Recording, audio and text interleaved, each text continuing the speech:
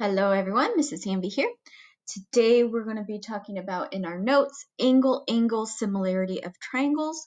So hopefully you realize after the exploration, if you were given two angles of the triangles are congruent, then you know the two triangles have to be similar. So that's what you were supposed to discover in your exploration. All right, so here's our essential question. How can you show that two triangles are similar? I can prove two triangles are similar using angle-angle criteria. All right, so here we go. I want to make sure you guys understand how to read this. So this says angle-angle, and this squiggly line is for similarity. So that means that these triangles are similar. And technically, hopefully you found that out from your exploration, that if two angles are congruent, technically all of them have to be congruent. Angle, angle, angle similarity. But you know, mathematicians are lazy, so they don't want to write the last little angle, because it's just known that if two angles are congruent, then the third one has to be the same degrees as well. So for example, let's just say here ABC, we know this one is 50 degrees. Maybe I can write on it. I don't know why that's there. There we go. This is 50 degrees. And let's say, oh, we know it corresponds to this one. So this one has to be 50 degrees. And we know angle B is congruent to angle Y. Let's say these are 100 degrees. Then you know that this last angle has to be congruent as well because of triangle sum theorem. We did that like at the beginning of the year. All angles in a triangle have to add up to 180. So if you know that these, obviously when you add them up, we have 50 plus 100. That's going to be 150. We know all triangles add up to 180 degrees. So you know this one has to be 30 degrees, so that when we add them all up, they all add up to 180 degrees because triangles measure 180 degrees. And so this one has to be 30 degrees as well. Okay. All right, so hopefully that helps you understand that a little bit better. Why? And we're just lazy. We don't want to write the last A. So if we know two angles are congruent, then we know these triangles have to be similar. All right, so let's go ahead and do our first example. If you have your book, it is on page 613.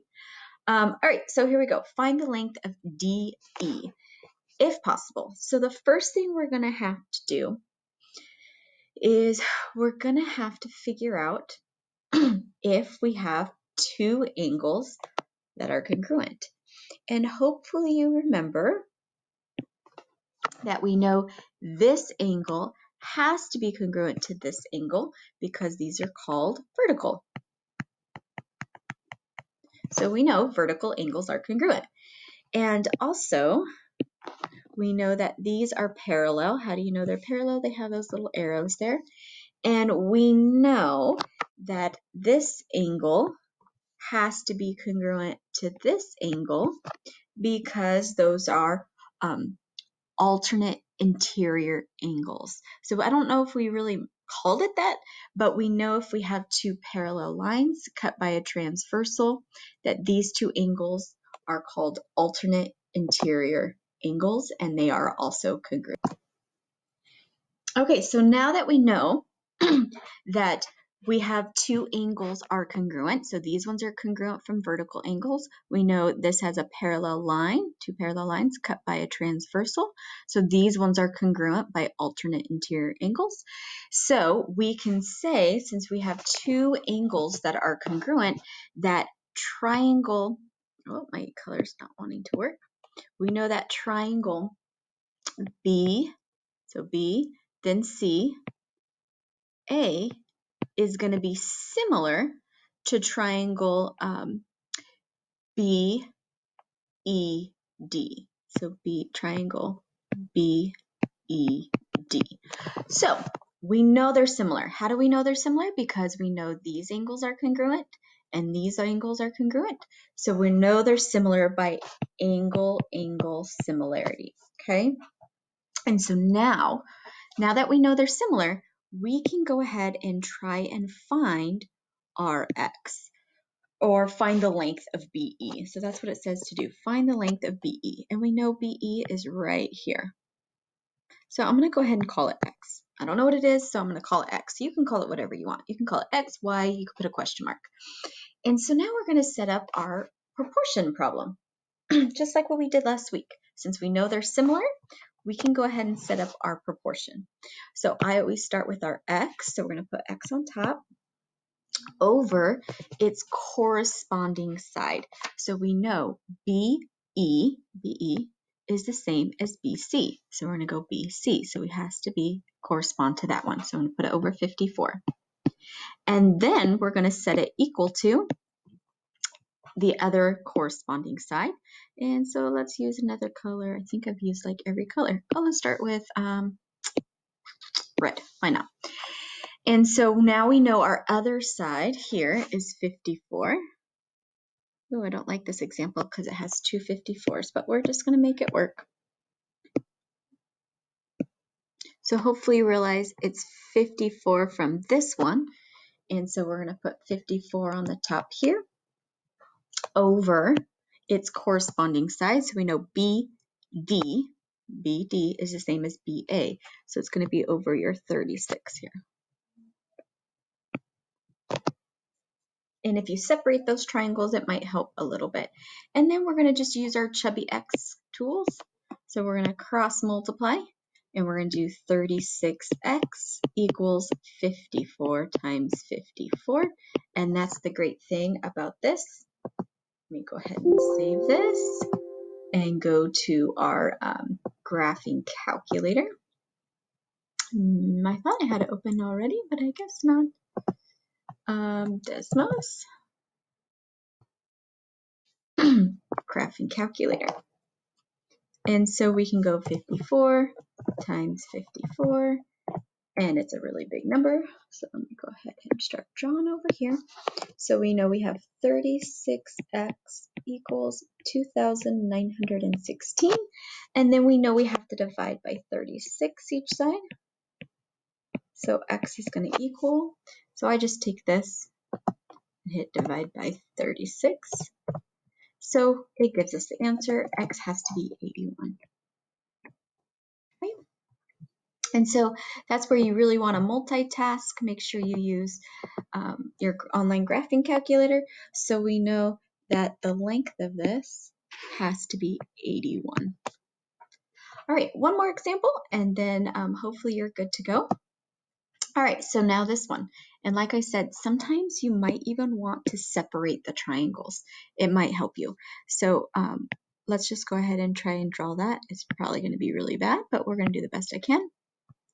So that was this top triangle, and then I'm going to draw the bigger triangle that's kind of embedded inside of it. So this is going to be R, T, and U. And given information.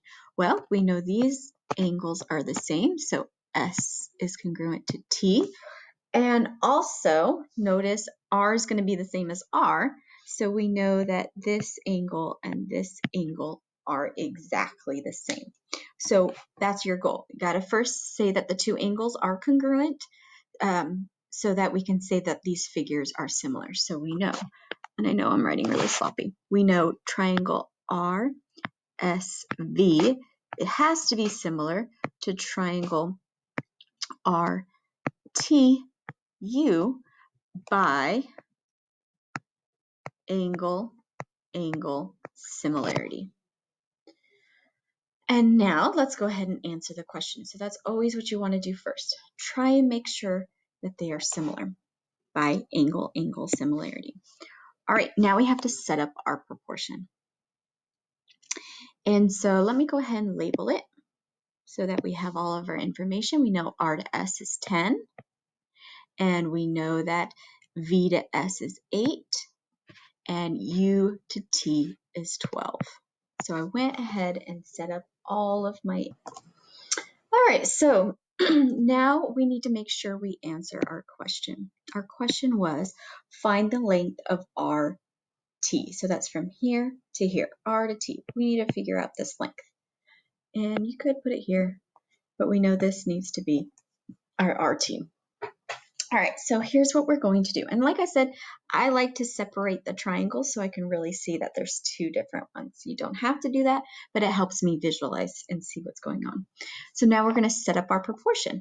So we know that RT is going to be on the top because it starts with our X. And then its corresponding side is obviously going to be from R to S. So we're going to put that over 10. And then let's pick green. Then our other corresponding side is going to be this, 12. So we have to have it equal to over the corresponding side of the other triangle, which we know is 8. And then we just cross multiply. So we're going to have 8x equals 10 times 12. And that makes it easy. 10 times 12 is 120.